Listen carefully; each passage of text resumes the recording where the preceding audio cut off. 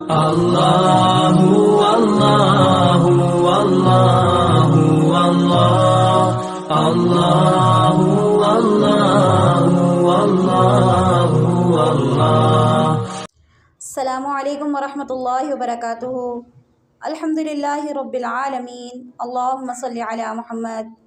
میرے معزز سامعین کرام، آپ کے سامنے سورہ بقرہ کی آیت نمبر 48 پڑھوں گی۔ واتقوا یوما لا تجزی نفس عن نفس شیئا ولا يقبل منها شفاعة ولا يؤخذ منها عدل ولا هم ينصرون۔ مختصر حمد و ثنا کے بعد آپ کے سامنے اس آیت کا سادہ ترجمہ رکھتی ہوں۔ واتقوا یوما، اور اس دن سے ڈرتے رہو، لا تجزی نفس عن نفس شیئا، جب نہ تو کوئی کسی دوسرے کے کام آ سکے گا، ولا يقبل منها شفاعة، نہ اس کے حق میں کوئی سفارش قبول کی جائے گی، ولا يؤخذ منها عدل، نہ ہی اسے معاوضے کے لے کر چھوڑا جائے گا، ولا هم ينصرون، اور نہ ہی ان کو کہیں سے مدد پہنچ سکے گی۔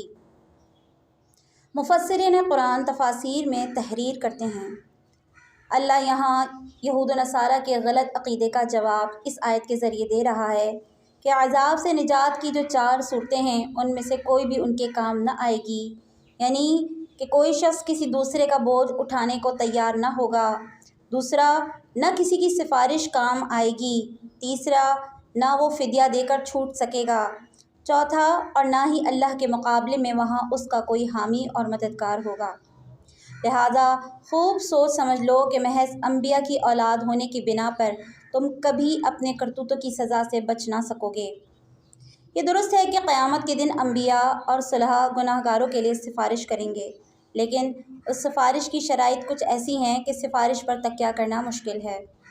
مثلاً کہ سفارش وہی کرے گا جسے اللہ تعالیٰ اجازت دے گا، اور اتنی ہی کر سکے گا جتنی اللہ رب العزت کی مرضی ہوگی، یا صرف اسی گناہ کے لیے سفارش کی جا سکے گی جس کی اجازت اللہ رب العزت دے گا، اور صرف اس شخص کے حق میں کر سکے گا جس کے حق میں سفارش کرنا اللہ کو منظور ہوگا۔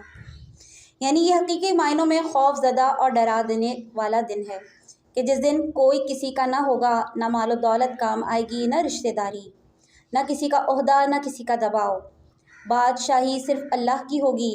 اور اللہ نے علی الاعلان بتلا دیا کہ اس دن کی تباہ کاریوں سے بچنے کے لیے تیاری کرو، سامان بقا تیار رکھو، اور احکام الہی سے منہ نہ موڑو۔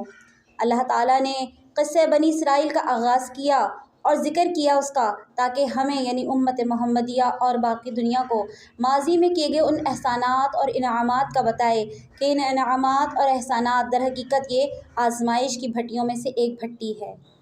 جیسے مشکلات اور پریشانیاں بھی آزمائش یعنی امتحان ہیں، تاکہ ہم دنیا کے امتحان میں سرخرو ہوں، چاہے ہمیں نعمت ملے چاہے ہمیں مصیبت ملے، اور ہم اس ڈرنے والے دن سے اس دن نجات پا سکیں۔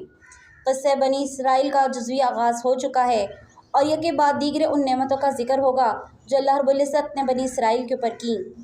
وآخر دعوانا ان الحمدللہ رب العالمین۔ السلام علیکم ورحمۃ اللہ وبرکاتہ۔